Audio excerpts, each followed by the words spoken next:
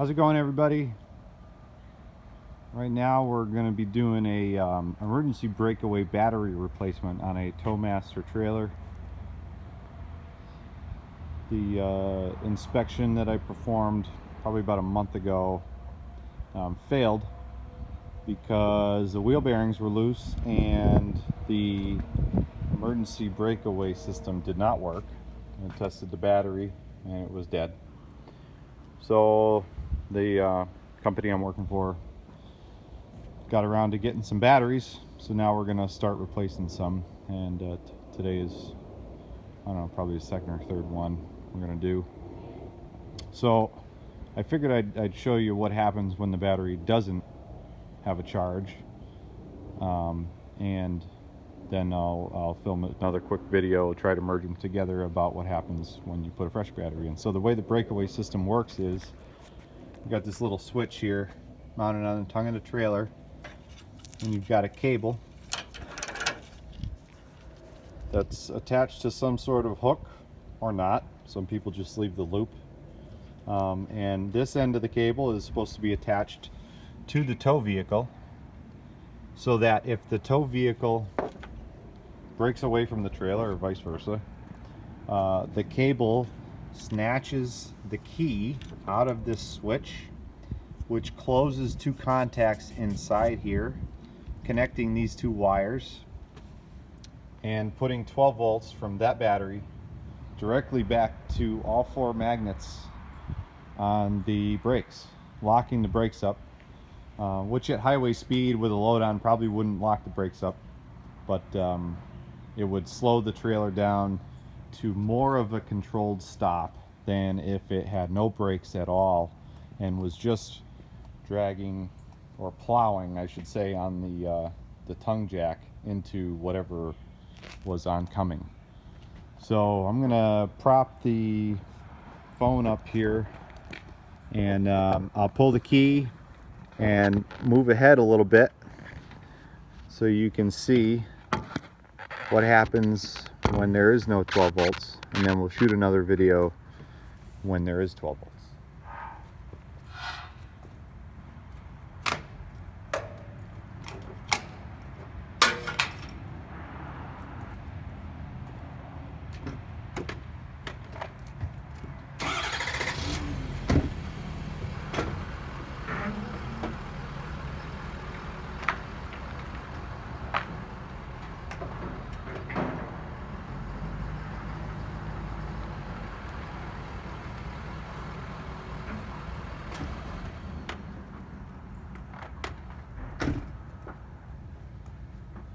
So as you could see, the trailer was completely freewheeling. I had no braking effort from the trailer brakes whatsoever. This is what the key looks like on this particular switch, and I did remove it. One thing I want to mention is before testing the electric brake system breakaway on a trailer, you want to unplug it from the vehicle, because sometimes it can backfeed through the brake controller and short the brake controller out and make it no good. We got the new battery in. These are just a regular lawn and garden battery. They just picked them up from Napa. No specific real volt cranking amps or anything like that. I suppose you could probably put a deep cycle in, but if you don't use the trailer very often, they charge from the towing vehicle. So if you don't use the trailer very often, the thing is probably gonna go dead on you anyhow. So I wouldn't go too crazy putting a very expensive battery in there, and just maintain it well. If you're not going to use it well, you could probably pull the battery and put it on a maintainer, or if you've got power near where you park the trailer, I suppose you could plug a maintainer into it. But it's kind of one of those regular maintenance items that we end up replacing almost all of them on a yearly basis here at this landscape company. So, but I did replace the battery. I tested it, of course, before I shot the video, because I wanted to see if it worked before I put it on YouTube, but it didn't work. So led me to do some more diagnosis, and what we've got basically is some lovely unprotected butt connectors down here that I guess fortunately for me they're not protected right now, because I can do a little bit of probing without having to cut wires or back probe or anything like that. So right now we've got no power getting to the brakes from the brand new battery. I did check the battery, and it is you know, fully charged, 12 volts. So one of these wires is coming from the battery to the breakaway switch, and one of them is coming from the breakaway switch going back to the brakes. So if we stick our handy test light in here, if you can see that, 12.6 volts. So this wire is coming from the battery going to the switch. So that leaves us with this wire that should have 12 volts going back to the battery. However, it does not.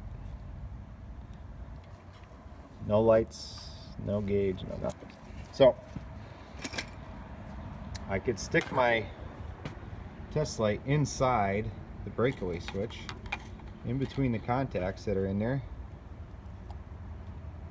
and I get power.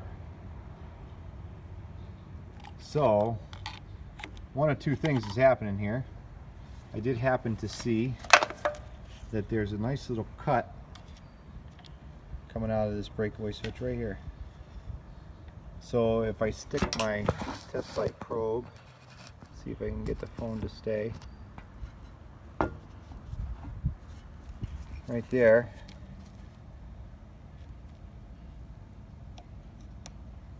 I got nothing.